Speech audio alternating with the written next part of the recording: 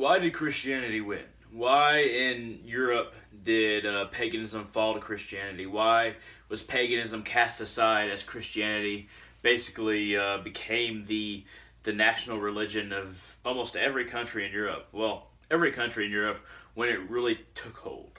Why was pagan beliefs in the old gods, cast aside? Why were ancient magical rituals just abandoned for the rituals of mass, of taking of the body and blood of Christ? Why were these things abandoned for the new religion of Middle Eastern Christianity? Why did this happen? And I think that it happened because of standardized religious dogma, the standardization of religious dogma. When you have a religion that basically is like a factory that produces the standard for every single person to follow, the exact lines of truth and falsehood upon which no one can cross, then we find that people are afraid and feel dutiful at the same time towards Christianity, towards any monotheistic religion, who discards anything beyond the bounds of the standardization of religious dogma. Certain religious dogma like, Jesus Christ is the only Son of God. Certain dogma like Christianity is the only way to salvation. Or that Satan is behind all other forms of worship, all other forms of spirituality, all other ideas about God. He creates these illusions to put before your eyes so that you are fooled into thinking that anything else could be right.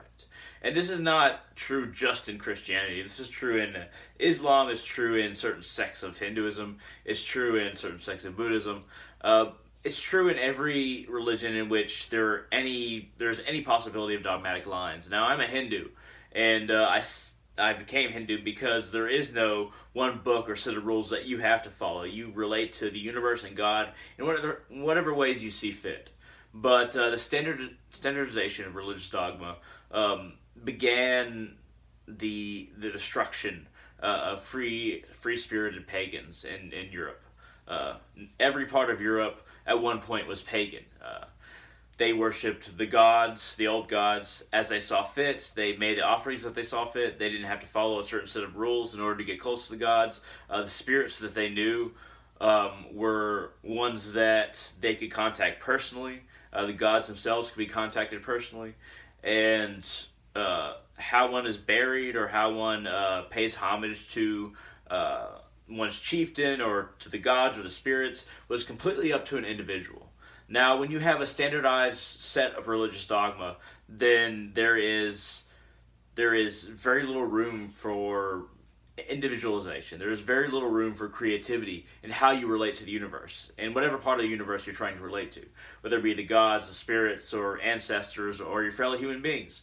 There is very little wiggle room. There's very little ability to say, okay, I'd rather offer this, I'd rather practice this to pay homage. I'd rather try and meditate this way in order to try and get close. When there is a standardization of religious dogma, it is a human factory. Whatever beliefs are in a society where the standardization exists of religious dogma, then it is kind of a factory of trying to produce the ideology of every single person.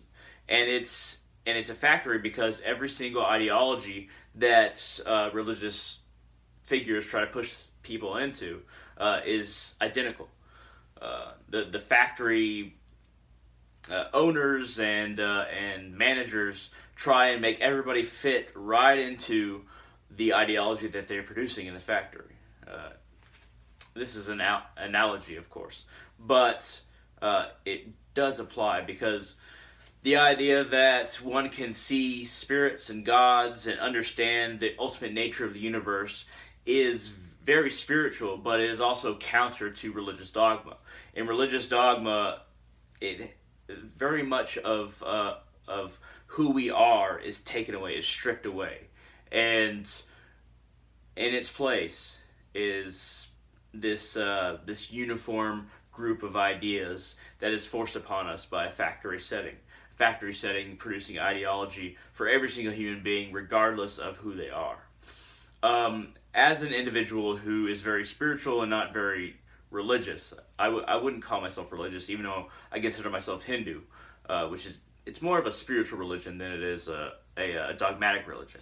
As somebody who very much values spirituality as a Hindu, I think that as we progress as individuals, there should be wiggle room as far as our communication with spirits, with gods, with our fellow human beings, and to take that away from us, to create a certain set of rules that we have to follow, and a certain set of ways we can contact God.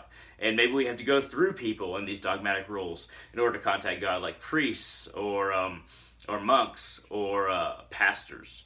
I think that every single person can communicate with God in their own way, and to take that away from us, to take that personal relationship to God from us, is to try and force us into that factory setting of standardization of religious dogma. Because a standardization has to do more with what everyone has to believe, rather than what every single person can believe on their own. Now, as far as politics goes, this is very true for politics as well, and you can make your own lineations from this truth to other political spectrums or other spiritual and religious spectrums besides Christianity. But that's basically all I have to say on the topic for right now. Thank you very much for watching. If you thought this video was interesting at all, hit that thumbs up down there. If you want to comment and continue this conversation, feel free to shoot it down in the comment section below, and I will see you in the future.